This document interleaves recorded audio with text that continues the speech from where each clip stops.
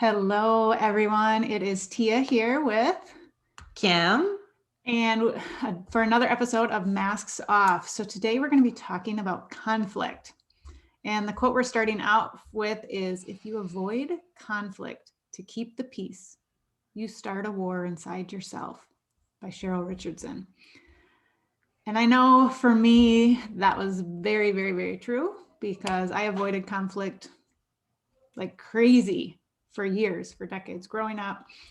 Well, I would get into conflict with my mom in my teenage years, but outside of that, I avoided conflict whenever I could.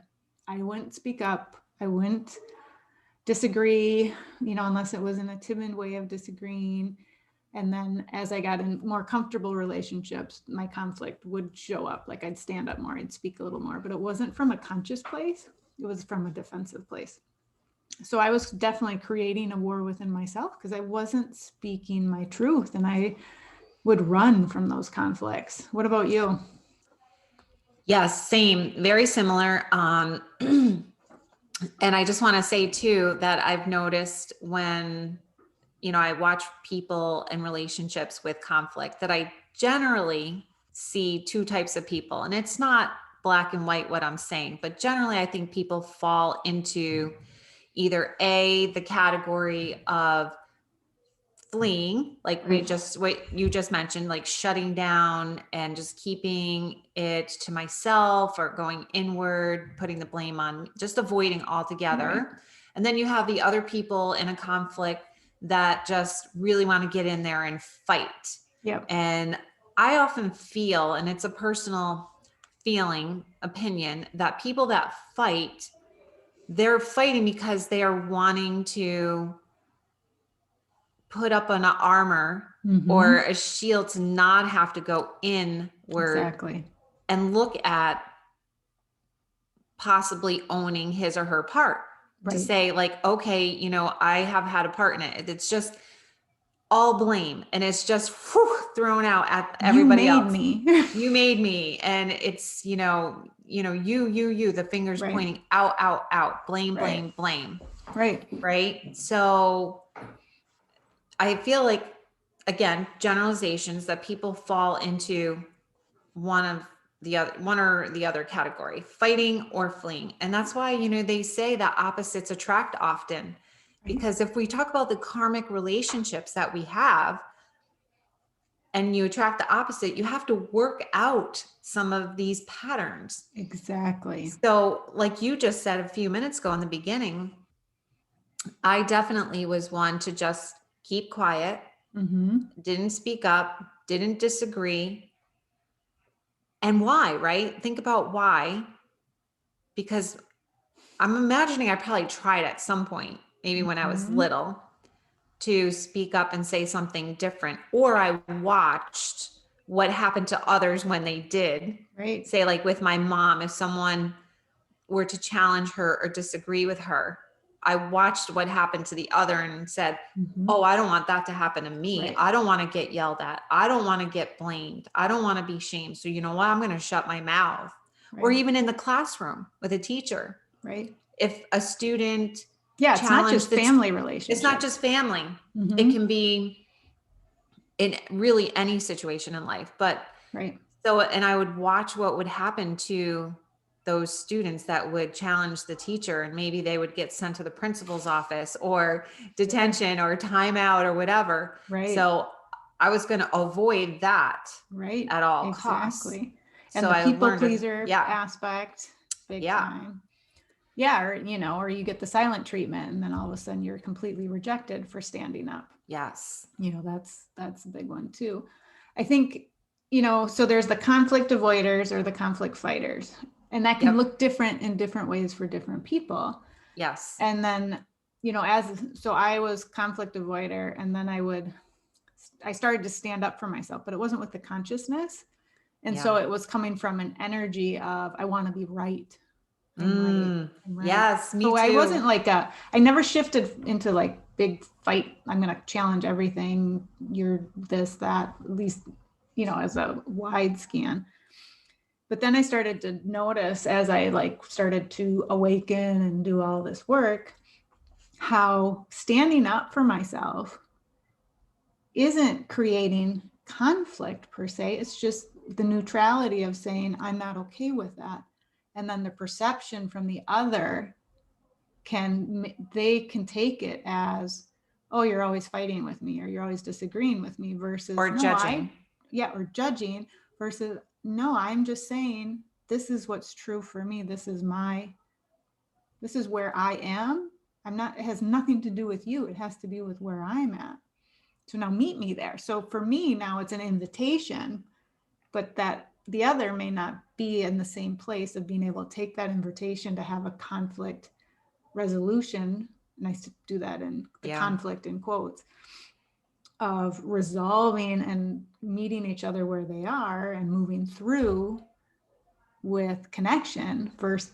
So the other one can go back to their old pattern, or their only pattern they know, right? That you were talking about. Right. They're a fleer or they fight. But I love what you were saying before we had talked too about how people who are fighters, they're avoiding too. They're just avoiding the conflict in a different way. Why don't you talk some more about that? Because I thought it's a really good point to share. Yeah. So just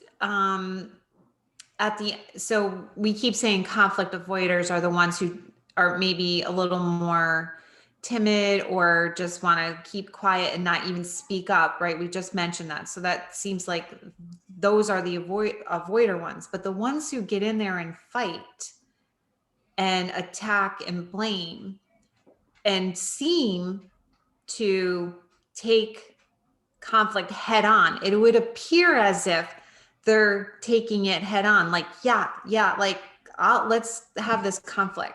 Because I'm going to be right often. Right. I'm going to be right and you're going to be wrong. So that's key right there. When there's I'm right and you're wrong. Right.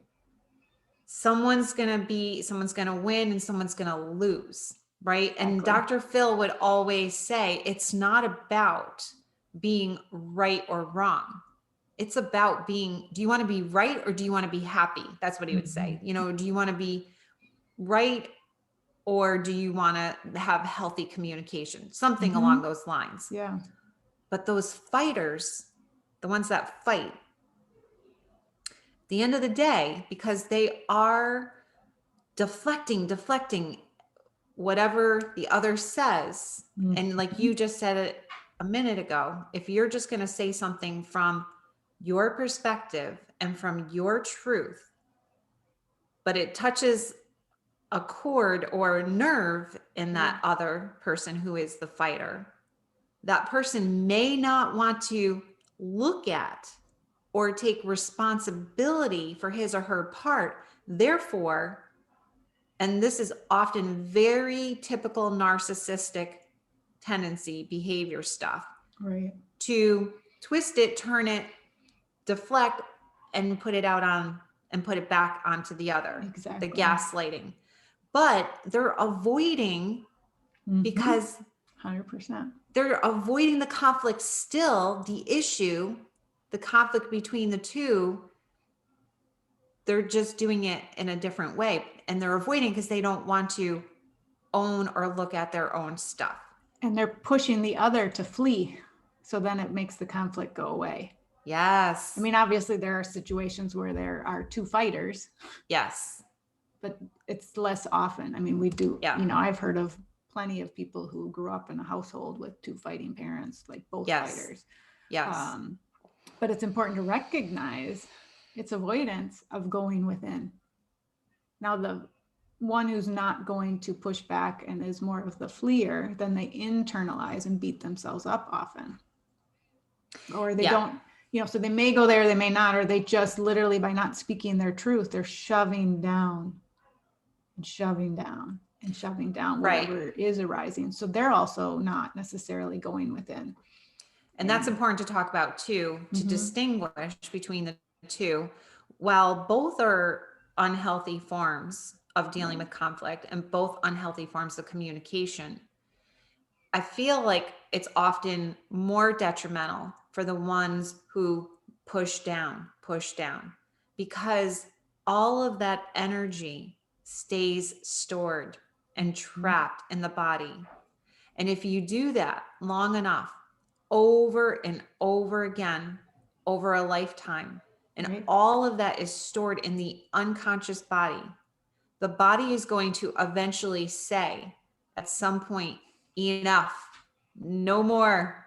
Mm-hmm. And it can very well manifest in physical illness or super like panic attacks or strong anxiety, depression, and addictions. Mm-hmm. So not to say that the one who fights can't still Mm-hmm. have some of those things as well, but it's almost like in some way the one who fights, because they are getting it out, right? They'll yell, they'll like, it's you, I'm angry, and just attack and blame. They're just kind of getting the energy out of their Moving it bodies. through. They're moving it through a little more than the person who pushes down. Still unhealthy. And I'm going to share this other quote about the relationships. So it says, this is by Harriet B. Breaker. And she says, conflict can and should be handled constructively when it is relationships benefit. Conflict avoidance is not the hallmark of a good relationship. On the contrary, it is a symptom of serious problems and of poor communication. Mm-hmm. So conflict avoidance, whether you're the fighter or you're the fleer, it still is poor communication. Exactly. It's unhealthy for relationships. Right. And probably one of the number one, I'm guessing this, I don't have statistics to back it up, but one of the number one reasons that relationships fall apart. Mm-hmm. But then there's the form-based, like, because what do you hear? It's always money, sex. What's the other one? There's another one. Family, usually children, money, and sex. Yeah. You know, but they have a conflict around money. Yes. It's not the money. It's they don't work through the conflict of their differing opinions on money together.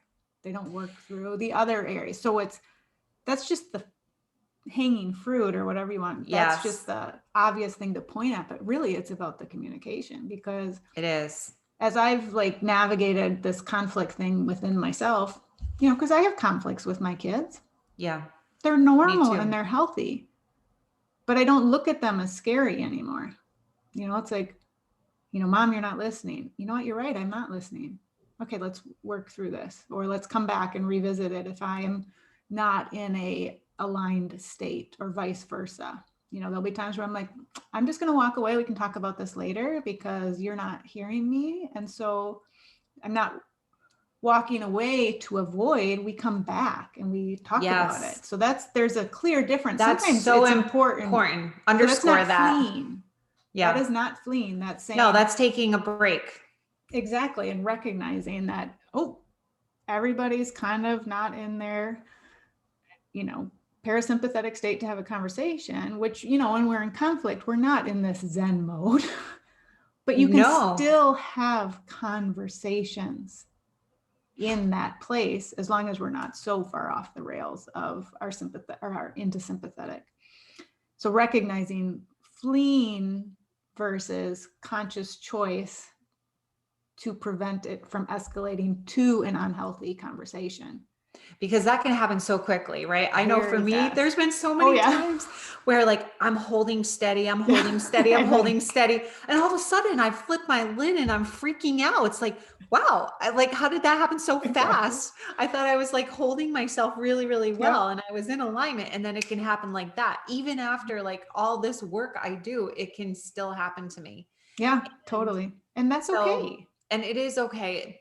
And what is really key is what you said, is that when that happens, and like mostly it's with my kids, that if that happens, that I do come back around, right? Because the reason, we've talked about this so many times, and it's talked about nonstop, like almost ad nauseum, about being limbic and so on and so forth. Right. But it's true. It's what happens to us. Right. We feel that there's an attack. We feel the saber-toothed lion is coming at me. And that would be in the form of however my daughter's coming at me, or my son, you know, because I may have said something that felt like an attack on them. And then they say something that feels like an attack on me. Right. And so, okay, let me stick with that thought. So holding still, the pressure cookers, it's building. All of a sudden the lid pops off and I'm like, ah!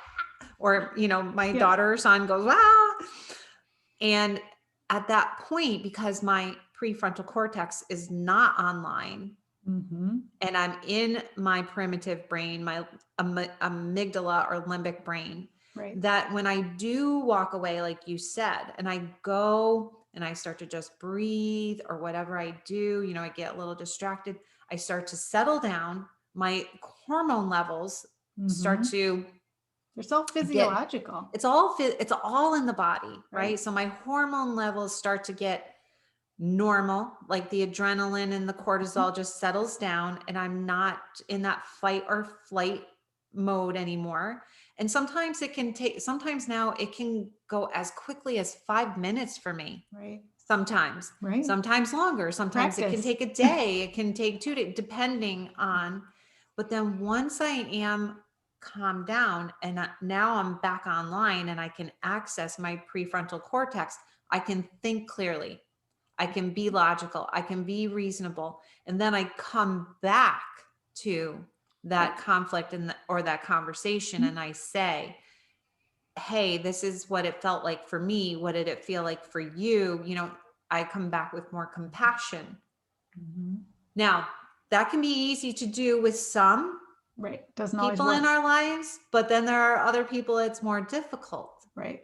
Totally. I think with kids, as a mom or a parent, it's easy. If you have a long history of conflict without resolution, without the healthy communication with a sibling or a friend or a parent, it can be much more difficult because there's an expectation or a story that we're creating and we're attached to that, and we're making predictions based upon past events that this conflict with this person is going to end up the same way. Right. It's not going to be it's the hamster wheel. Right. And it's the co-creation. Oh, it always goes this way. So what's going to happen? It's always going to go that way. Right. It's going to go that way again. I think what always helps me or has helped me, like as I've been navigating conflict over the years, is remembering that when we have the fight or the fight flee or the whatever, whatever pattern is showing up in that moment with you and the other, it's just their inner child's screaming. Yeah. It's not usually, it rarely has anything to do with anything in the moment, what the actual fight's about. It's about 100%. Inner child. Of course, maybe there's a conflict that needs to be addressed in this moment, but when we're in fight or flight, it's about so much more than that. It's not about the money or whatever the situation is. It's about something much deeper. Because if it's only about in the moment, right? Yeah. And our inner childs aren't activated and we're not going into, as you were talking about, the physiological aspects as well, then we can have conflict resolution because that's where the growth is. I mean, right. Little things. I mean, we've shared this on the podcast before, we've been figuring things out as we've been doing things and like, hey, okay, this is a really hard conversation. Let's talk about this because I'm not sure about XYZ in relation to the podcast or a course or something. We may be nervous to talk about it to start, but then we start talking. So it is a conflict, but it's really not a conflict. It's just let's work through this. So when I think of a conflict now, that's what I think of. I think of that's a healthy conscious conversation where it doesn't mean we have to agree, but let's find a solution. Or let me hear your side, you hear mine. And actually, I mean, how many times has it been, I already created the story and I thought you were going to be upset. And the reality is you're like, what's the deal? Yeah. Thanks for bringing it to me. Let's talk it through. Versus when people think of conflict, to me, that's more like, I don't even know a word for it. It's just two adults having a temper tantrum. Two adults, yeah, having a temper tantrum. And like you just said, because you brought up a really good point, that the inner child is getting activated. And as Tara Brach says all the time, it's the dog with his leg caught in the trap. Right, and that's exactly what happens. So there's a wound that's getting triggered and activated. Mm-hmm. And the other thing that I'm learning and becoming more aware of, even through my own life, that when I want things to change for me, I have to change them in the moment. Exactly. So if and again, all I can control is me, how I show up for that conflict. How do I want to show up? And I can only control and change my own behavior. The problem is that my leg is still in the trap in some ways, and I still get at times triggered and caught up in it. And that's why you get the whole, same old, right? Doing the same thing over and over again and expecting a different result. So I end up doing that old dance. Like I can start out with a new dance. I'm coming to the conflict doing a new dance, and then the other person is still doing the old one. Right. Coming from his or her own way of dealing with avoiding conflict, right, whether he or she's a fighter or a fleer. Yep. I try to do this new dance, and then, like I said, I'm like doing the new dance. I'm dancing along. It's like, okay, here's my new steps. And then all of a sudden it's like, whoa, I fall back into the old dance, right, and the other person, I get sucked in, so it's progress, not perfection. Right. And the more you practice the new dance, the less you'll get sucked in. Yes. Into that other side. And what I've experienced in meeting conflict with that new dance, and when the other is not on that dance with you. Yeah. It took me a really long time to stand up for myself in a way that wasn't in fight mode. Yeah. Because like I said, I was a avoider, and then I got a little fighty, and now finding that new balance is, here's my new dance. I'm not okay with that, or whatever it is. And the other person pushes back or avoids. And I literally am like, I'm just speaking my truth and I'm okay. So I can't get triggered by the other's choice not to join the dance. So it can feel standoffish to the other person or judgmental, right, but I can't take that on, because I know I'm just inviting a conversation or stating my truth. If you choose to join me in this nonviolent communication next step, that's fine. But if you want to project and go into your fight or flight avoidance mode, if I went, why are you running away? You're continually avoiding, then I'm not speaking my truth, and I'm not in a aligned, have a conversation.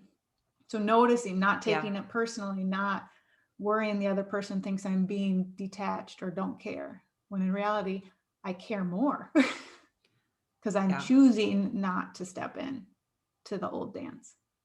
And when you're wanting that other person, the person that you're in the conflict with, when you're wanting the other person to dance differently, you're no longer accepting the as is. You're wanting that person to change. Right.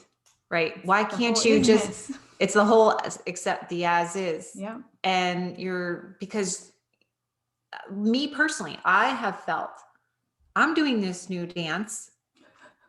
Why can't you I'm leading, like follow me. Like I'll lead. It's like the 2-step, right, or whatever. Exactly.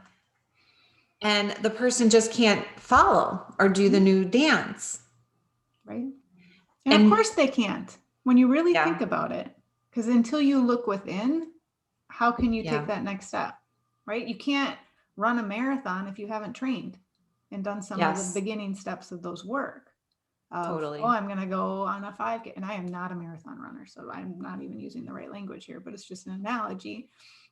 How can you expect them to do a new dance if they haven't started with the very basics, which is looking within, understanding co-creation, 100% responsibility, which you've talked about many times, So recognizing that even though you are wanting a different way of interacting in those conflicts, the other person may not be able to join you.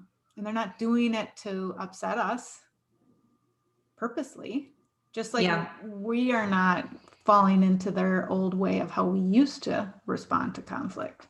So it's different for me and it's different for the other because it's a new pattern being created. And some people have they have no awareness of what's going on, and you have to have awareness before you can have change. Exactly. And then even if someone is aware that, okay, maybe the way that I'm dancing isn't, a good dance, we're stepping on each other's toes a lot, that person may not be willing to even do the work. Like, I don't really care. Right. And that's out of our control. It comes back to what can you control? And I think I just want to okay. I think I just wanted to add one other point before we wrap up is that, and I love that you said that about doing the inner work, and the inner work is so important to doing a new dance. And there is another piece as well that I'm beginning to even realize for myself, which is that, and I was talking about that unconscious mind, which is the body, that even little t trauma, any kind of trauma that can be stored in our bodies, as much as we try to heal the subconscious mind or we try to do new conscious behaviors, when that trauma is stored in the body and it's not released or healed, it's going to keep showing up. Totally. And it's going to keep coming up in the way of addiction, in the way of disease, in the way of our patterns. So so I say all that to say that besides it being innate in the way my brain is developed and all of our brains develop, because I was using that example, I stay calm, and then all of a sudden, right? Right. So part of that is just innate, that the saber-tooth tiger is coming, or is coming, and I all of a sudden, I'm being attacked, and then I just have to do something. Right. But the other part of when we were talking about having the dog's leg caught in the trap is that little t trauma stored in my body. And that is why at times I haven't fully released a lot of the old stuff and why I may still be triggered. Yeah. And it's so important to recognize that. I'm really glad you brought that up. I just wanted to say that for people who may be listening and saying, well, I've gone to therapy, I've done all of this, I've done this, and I've done that modality, and I've worked so hard in so many years. And why am I still, being triggered by this one? Or when I'm in conflict, why do I still sometimes go back to the old dance? And that could just be another added layer to look at. Is there any little t trauma or big T trauma stored in the body that is getting activated and being manifested? Right. Exactly. And it's a journey. And as you said, it's a process. It's not perfection. Yeah. Because I am far from perfect. Yes, I know. My kids would happily tell you that. Yeah. I love it though. I'm more in a place of like, bring it on. I want to excavate. I want to self-excavate. I want to look at each and every one of my imperfections, and I want to grow. I want to evolve as much as I possibly can in this lifetime. Exactly. Because if we're not activated, how can we grow? If we don't have conflict show up, we don't have pain, we don't have anything, we aren't growing. Right. Otherwise you're living in a vacuum. Right. And that's not healthy either. Yeah. It's avoidance. It is. I know, another avoidance. Well, this has been a long episode. So thank you everyone for listening and for supporting us. And we just really appreciate all of you. Very, very much. Yeah. All right. Have a good day. Have a great day. Bye.